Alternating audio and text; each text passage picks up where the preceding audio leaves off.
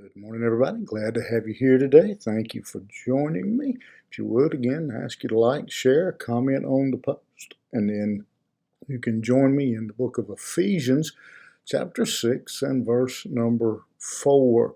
And we are in the, well, maybe not the middle, but we are in a section of Scripture that could very well be considered probably one of the most important needed passages of Scripture in our world today. And that is a section where Paul describes the role, the responsibilities of the various family members. It's always been important, and family has always been important to God. Therefore, it's always been a target of Satan.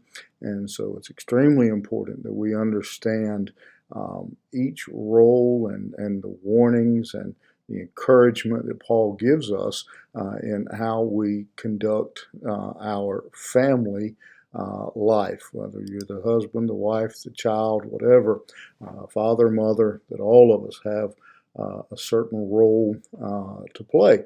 And in verse 4, Paul is going to address here the fathers.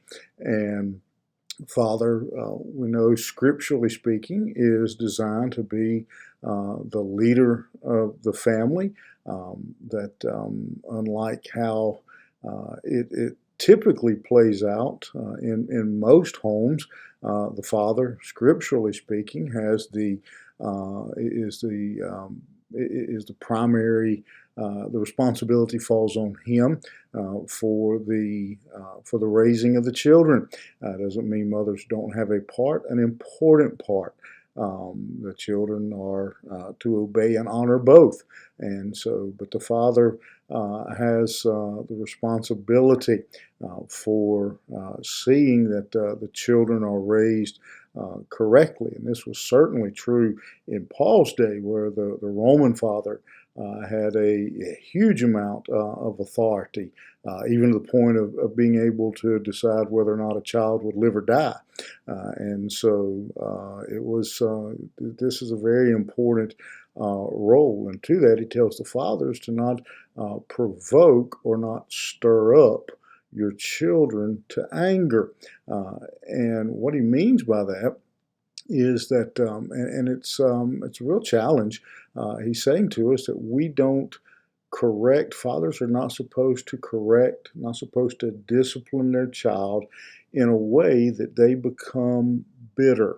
Now, I think we can go too far in that if we're not careful. It's hard for, I don't know that it's possible to discipline a child where they don't get a little bit upset, but there's a difference in bitterness and anger, where they carry that grudge.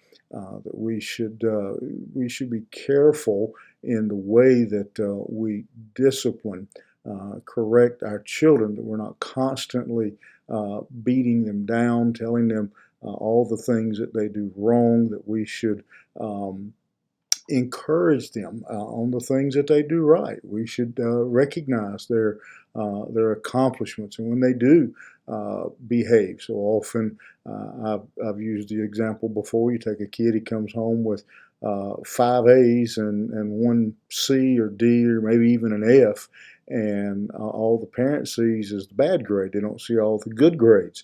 And sometimes we're all guilty of that with our children, that we see the wrong things they do and overlook the right things, the good things that they do. And that's why Paul finishes this verse by saying, but bring them up in the discipline and the instruction of the Lord, that we don't misuse our authority in the home, that we bring up those children. Again, we discipline them. We certainly doesn't mean, Scripture is very clear, we don't let our children get away with everything, but again, we don't constantly knock them down, and all of it is done not with the ambition of just correcting the child and just getting the child to stop a particular behavior or start a particular behavior, but that what we do whether it's discipline or any of those things, that we are always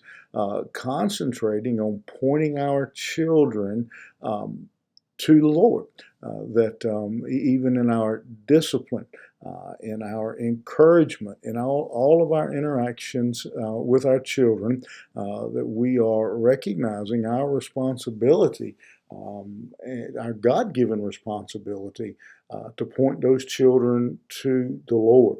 That what we do, again, how we correct, how we treat them, how we treat their mothers, how we, how we do everything we do is leading them to come to know Christ. And when we temper, when we frame our discipline in that manner, that again, that it is done. We're going, our objective is, yes, we want to discipline, we want to correct, we want to stop a behavior, start a behavior, change a behavior, but all of it is done in a way that glorifies God, that points that child to God, moves them closer to God, not further from God. And that's the challenge with discipline and raising children, is that we're always thinking about our children with their eternity in mind. You think about it. Have a good day. We'll see you back here tomorrow morning.